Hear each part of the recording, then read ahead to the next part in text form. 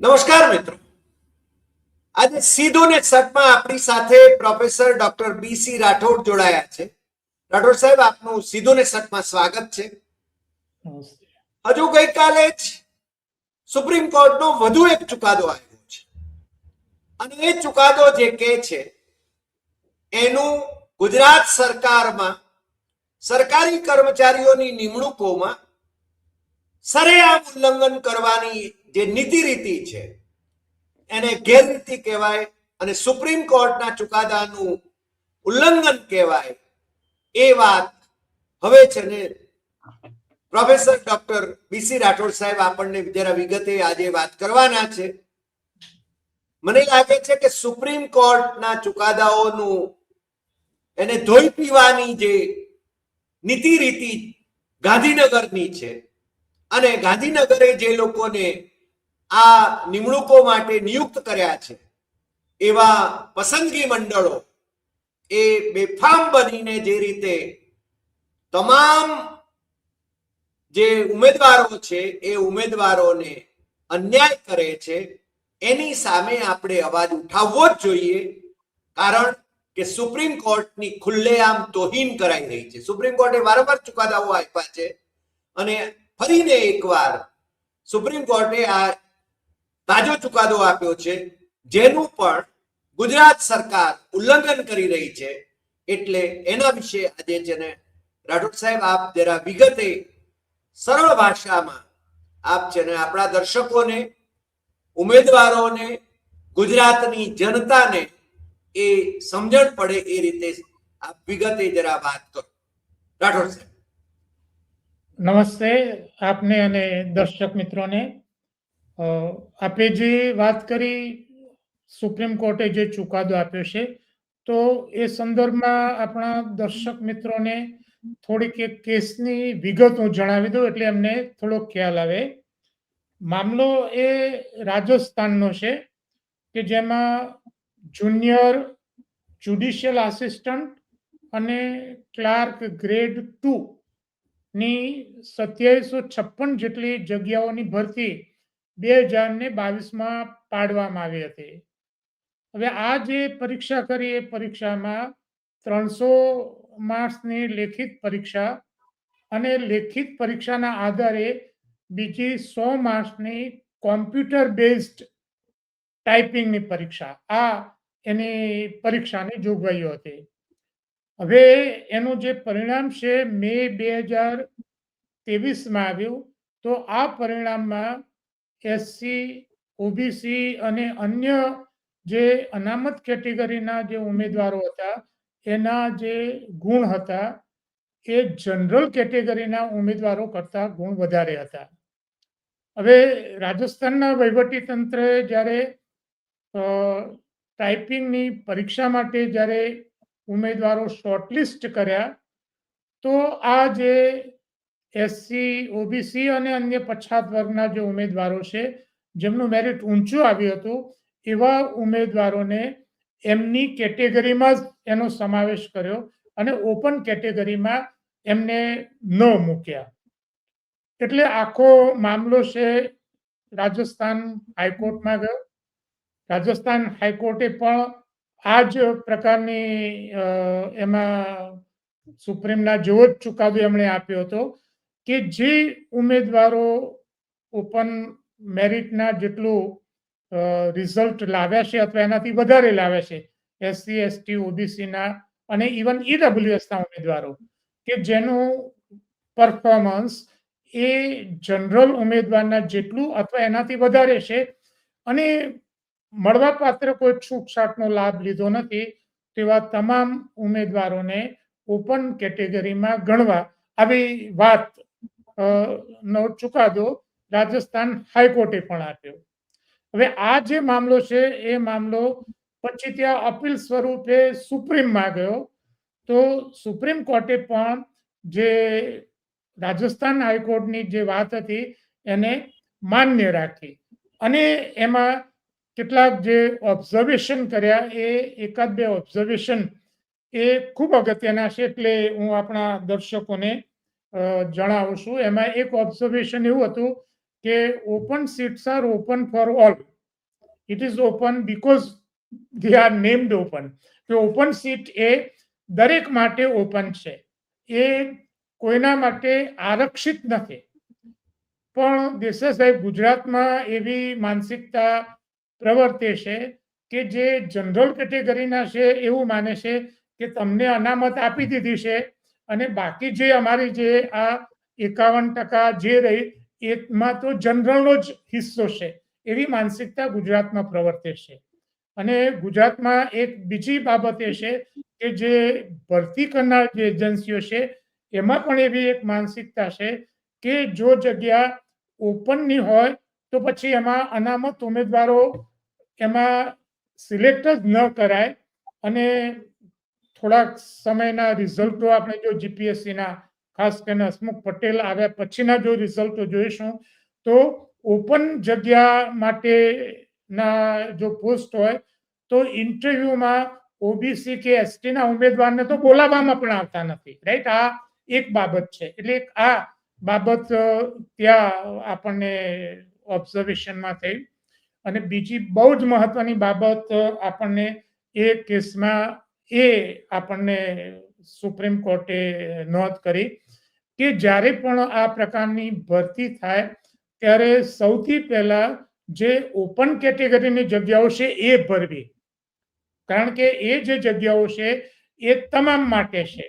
એટલે સૌથી પહેલા ઓપન જગ્યાઓ ભરવી અને એ ઓપન જગ્યાઓમાં મેરિટ બેઝ જે આવતા હોય તે, પછી એમાં એસસી, એસટી, ઓબીસી, ઈડબ્લ્યુએસ કે અન્ય કોઈ પછાત વર્ગના ઉમેદવાર એમાં આવતા હોય અનામત વર્ગના, તો એમને મેરિટ પ્રમાણે સૌથી પહેલા એમને આ ભરતી માં એમને સમાવવા. હવે સાહેબ, એક બીજી વાત આપને અને આપણા દર્શકોને યાદ દેવડાવું, અને એ વિશે આપણે એક અગાઉ વિડીયોમાં એ વાત મૂકી હતી કે 5000 જેટલા શિક્ષકોની જ્યારે પ્રાથમિક શાળાના શિક્ષકોને અહીંયા ભરતી કરવામાં આવી ત્યારે અનામતનું ધોરણ તો જળવાયું નહોતું, પણ આખી આ જે પ્રોસેસ છે એમને રિવર્સ કરી. શું કર્યું હતું એ ફરી આપણા દર્શક મિત્રોને યાદ દેવડાવું કે એમણે જે ભરતી કરી તો એમણે કહ્યું કે ભાઈ ઓબીસીની જગ્યાઓ ભરાઈ ગઈ છે, એનું મેરિટ 68% છે અને જનરલની સીટો હજુ ખાલી છે 51%. એકચ્યુઅલી તો આખો જે આ કેસની જે વિગતો છે એનું ટોટલી ઉલ્લંઘન કહેવાય, કારણ કે જગ્યાઓ પહેલા ઓપનની જ ભરવી જોઈએ. ઓપનની જગ્યાઓ ખાલી રહે એવું જો બતાવતા હોય તો એનો અર્થ કે આ જે ગાઈડલાઈન છે ગાઈડલાઈનનો તમે ભંગ કરો છો. ગુજરાતીમાં સાહેબ એક કહેવત છે કે ચોરાનું નખો જ ના જાય, બરોબર? કોઈ આવી જ જાય તમને કહો. ઓપન જગ્યાઓ ક્યારેક ખાલી રહે જ નહીં. તો શિક્ષકોની જે ભરતી થઈ એ ભરતીમાં, અને સાહેબ એટલું બધું વેરિએશન કે ઓબીસી નું મેરિટ 68% અને ઓપનનું મેરિટ 52%, અને તમે એવું બતાવો કે ઓપનની જગ્યાઓ ખાલી રહેશે, ઓબીસી ની ભરાઈ ગઈ છે એટલે તમારે અરજી કરવી નહીં. એટલે આ જે બાબત છે એ બાબતનો ગુજરાતમાં સરેઆમ ભંગ થઈ રહ્યો છે. હવે એક બીજી બાબત આપણા દર્શક મિત્રોને જણાવો કે આ જે ચુકાદો આવે છે એમાં ફાઇનલ રિઝલ્ટના સ્ટેજે નથી આવ્યો, સેકન્ડ સ્ટેજના રિઝલ્ટ આવે છે. એટલે કે પ્રિલિમ પરીક્ષા મીન્સ 300 માર્ક્સની લેખિત પરીક્ષા પૂરી થઈ એના પછી એમની કોમ્પ્યુટરની 100 માર્ક્સની જે પ્રેક્ટિકલ પરીક્ષા કહેવાય એ બાકી હતી અને એમાં અન્યાય થયો. એ સ્ટેજનો આ ચુકાદો આવે છે. ગુજરાતમાં જીપીએસસીની ભરતીમાં શું થાય છે એ આપણા દર્શક મિત્રોને જણાવો કે લેખિત પરીક્ષા જ્યારે પૂરી થાય અને ઉમેદવારોને જ્યારે ઇન્ટરવ્યુમાં બોલાવવામાં આવે ત્યારે આ જે પ્રોસેસ છે એનું પાલન થતું નથી ત્યાં, કારણ કે આપણે ત્યાં ફાઇનલ રિઝલ્ટ નક્કી કરતી વખતે જ અનામતની કેટેગરી પ્રમાણે એની સીટો અંગેની આપણે અહીંયા ચર્ચા વિચારણા થાય છે. પણ આ જે સુપ્રીમ કોર્ટનો જે ચુકાદો છે એ એવું સ્પષ્ટ દર્શાવે છે કે દરેક સ્ટેજે અનામત છે એની જે ટકાવારી છે એનું ધારાધોરણ છે એ જળવાવું જોઈએ. પણ આપણે તો અહીંયા લેખિત પરીક્ષા પૂરી થયા પછી ઇન્ટરવ્યુ વખતે કોને બોલાવવા એ અંગે તો આ કોઈ જોગવાઈનું પાલન થતું જ નથી. એવી ઘણી બધી જગ્યાઓ એવી છે કે ઓપન કેટેગરીની હોય તો એમાં એસસી એસટી ના કે ઓબીસી ના કોઈ ઉમેદવારને ત્યાં બોલાવે પણ ના હોય, બધા જ ઓપન ના ઉમેદવારો હોય, રાઈટ. એ સરેઆમ એ ભંગ થઈ રહ્યો છે. એટલે એક આ બાબત છે. અને એ વસ્તુ હું તમને કહું એ પહેલા આપણા દર્શક મિત્રોને થોડુંક ઉદાહરણથી આ ચુકાદો સમજાવી દો. તાજેતરમાં લોકરક્ષક એટલે પોલીસ કોન્સ્ટેબલનું જે રિઝલ્ટ આવ્યું 12,000 જેટલી જગ્યાઓ, તો આ જે જગ્યાઓ હતી એમાં 7,150 જેટલી જગ્યાઓ એ જુદી જુદી કેટેગરી માટે એસસી એસટી ઓબીસી અને ઈડબ્લ્યુએસ માટે અનામત જગ્યાઓ હતી. અને 4,850 જેટલી જગ્યાઓ એ ઓપન જગ્યાઓ. તો આ 4,850 જગ્યાઓ ઉપર કોનો અધિકાર? તો આ જે જગ્યાઓ છે એ જગ્યાઓ ઉપર તમામનો અધિકાર છે અને મેરિટ બેઝ ઉપર એ ભરવી પડે. ઓબીસી નું મેરિટ છે એ ઊંચું હતું તો ઓબીસી ના ફાળે એ જગ્યાઓ વધારે આવી. એટલે આ સીધું. હા સાહેબ. એનો અર્થ એ થયો કે ગુજરાત સરકાર ભરતી કરતી વખતે બેફામ બનીને સુપ્રીમ કોર્ટના અગાઉના ડાયરેક્ટિવ જે છે એનું પણ ઉલ્લંઘન કરીને વર્તમાન જે ચુકાદો આવ્યો એનું પણ ઉલ્લંઘન કરી રહી છે, એવું જ માનવું ને? જી, સાચી વાત છે. અને એક બીજી વાત પણ જણાવું કે નામદાર સુપ્રીમ કોર્ટે જે ચુકાદો આપ્યો છે એવા ચુકાદાઓ અગાઉ આપેલા છે. સભરવાલ વિરુદ્ધ પંજાબ રાજ્યમાં નો 1995 ના કેસમાં પણ આવો જ ચુકાદો નામદાર સુપ્રીમ કોર્ટે આપેલો છે. ગુજરાત સરકારે પણ 2000 આવો એક પરિપત્ર કર્યો છે. પણ એ પરિપત્રનો સાચા અર્થમાં અમલ કેટલો થાય છે એ અહીંયા એક શંકાનો વિષય છે. અને બીજી બાબત એ છે કે મુદ્દો એ છે કે અનામત કેટેગરીના એસસી એસટી ઓબીસી કે ઈડબ્લ્યુએસ ના જે ઉમેદવારો છે એ ઉમેદવારોનું જો લેખિતમાં માર્ક્સ જો જનરલ જેટલા કે વધારે હોય તો એમને ઓપન મેરિટમાં એમને સમાવા. પણ અહીંયા સાહેબ શું? હા બોલો. એટલે સરળ ભાષામાં એમ કહી શકાય કે પહેલા છે ને જનરલ કેટેગરીના ની બેઠકો છે એ ભરવી અને પછી એટલે મેરિટ પ્રમાણે ભરવી, જેની અંદર ઓબીસી ના ધારો કે પહેલા 10 જો ઓબીસી ના આવતા હોય તો એ ઓબીસી અનલેસ કે એમણે છે ને ઉંમરની બાબતમાં કઈ ફ્લેક્સિબિલિટી નો લાભ લીધો હોય અથવા બીજો લાભ લીધો હોય તો એ એસસી કે એસટી માં જાય. પણ ઓબીસી અને જનરલ માં એવો કોઈ લાભ નો ફરક પડતો નથી. હું બરાબર સમજો છું? સાચી વાત છે આપની. હવે અહીંયા સવાલ એ થાય છે કે જે પરીક્ષા લેનાર જે વહીવટી તંત્ર ગોઠવ્યું છે એમની જે માનસિકતા ત્યાં પાછી એક મહત્વનો ભાગ ભજવે છે.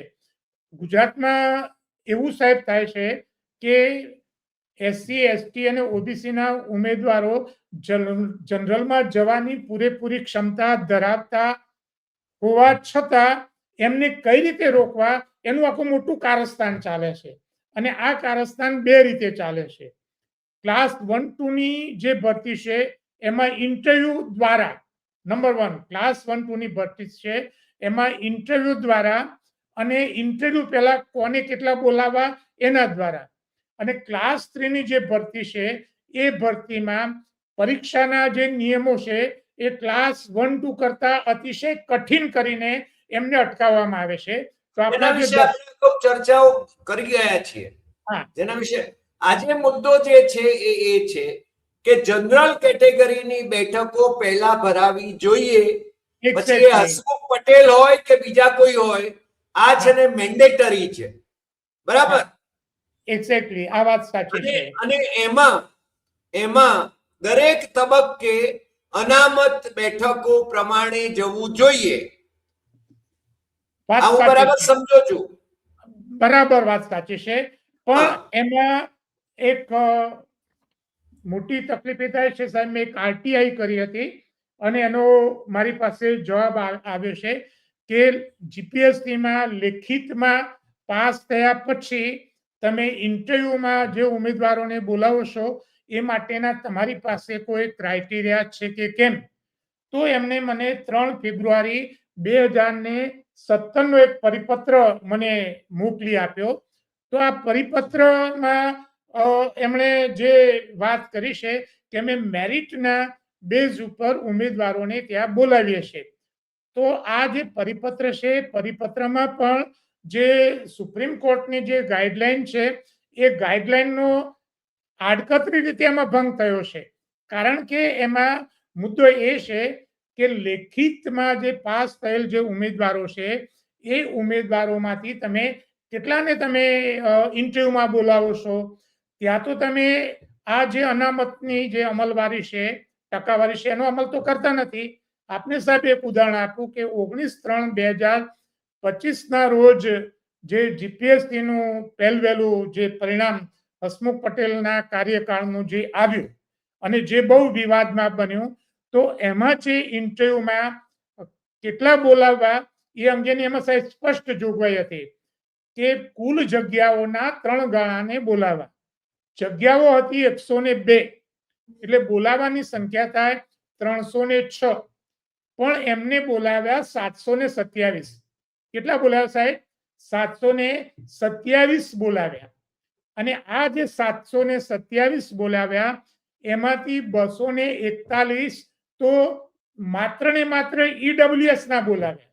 હવે તમે વિચાર કરો કે 34% ઉમેદવારો ઇન્ટરવ્યુમાં માત્ર ને માત્ર હસમુખ પટેલે ઈડબ્લ્યુએસ ના બોલાવ્યા. એટલે સરકારની જે ગાઈડલાઈન છે એ ગાઈડલાઈન સુપ્રીમ કોર્ટની જે ગાઈડલાઈન છે અને જે ચુકાદાનો જે ગર્ભિત અર્થ થાય છે કે દરેક સ્ટેજે એનો અમલ કરવો જોઈએ, એ અમલ તો થતો નથી. એટલે દરેક વખતે જ્યારે ઇન્ટરવ્યુમાં જ્યારે બોલાવવામાં આવે છે ત્યારે આ પ્રકારનો અન્યાય ત્યાં થાય છે. એક આ વસ્તુ છે. બીજી 2-3 બાબતો સાહેબ એ છે કે ઇન્ટરવ્યુમાં જે લેખિતમાં નંબર 1 આવે છે એવા ઉમેદવારોને માર્ક્સ ઓછા આપીને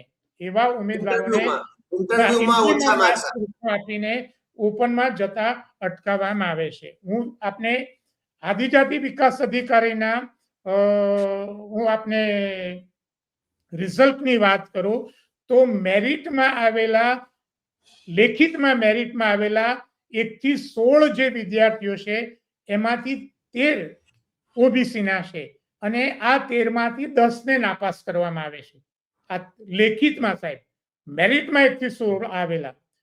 બીજી બાબત કે નંબર 1 અને નંબર 2 ઉપર આવેલા જે ઉમેદવારો છે એ ઉમેદવારોના લેખિતમાં સૌથી વધુ માર્ક છે અને એમને ઇન્ટરવ્યુમાં 40 અને 41 માર્ક્સ આપીને એમને પાસ તો કરવામાં આવ્યા છે. પણ એમાં શું રમત કરવામાં આવી છે કે એ જે બંને ઉમેદવારો છે એ ઉમેદવારોને ઓપન મેરિટમાં જતા ત્યાં રોકવામાં આવે, જેથી કરીને બીજી 2 ઓબીસીની જગ્યાઓ ત્યાં ઓછી ભરાય. એટલે આ તો રૂટીન પ્રેક્ટિસ થઈ ગઈ છે હસમુખ પટેલના. એટલે આ ષડયંત્ર જે ચાલે છે, હસમુખ પટેલનું જે ષડયંત્ર ચાલે છે એ ષડયંત્ર રોકાવું જોઈએ. સુપ્રીમ કોર્ટનો ચુકાદો છે એનો અમલ થવો જોઈએ. આપે જે સરસ રીતે સમજાવ્યું આ બાબતમાં, અને મને લાગે છે કે આપણે અગાઉ પણ આની વિગતે ચર્ચા કરી ગયા છીએ, પણ આપણા રાજ્યની પ્રજા એ જાગે એવું આપણે એને માટે જ આ કોશિશ કરી રહ્યા છીએ. તમારા મારા વ્યક્તિગત સ્વાર્થ માટે આપણે કશું નથી કરતા. અને સુપ્રીમ કોર્ટનો જે ચુકાદો છે એ ચુકાદાનું શબ્દશઃ પાલન થાય એવી આપણે અપેક્ષા કરીએ છીએ. ઉમેદવારોએ પણ જાગતા રહેવું જોઈએ, ઉમેદવારોના વડીલોએ પણ જાગતા રહેવું જોઈએ અને વિવિધ સમાજોએ પણ જાગતા રહેવું જોઈએ.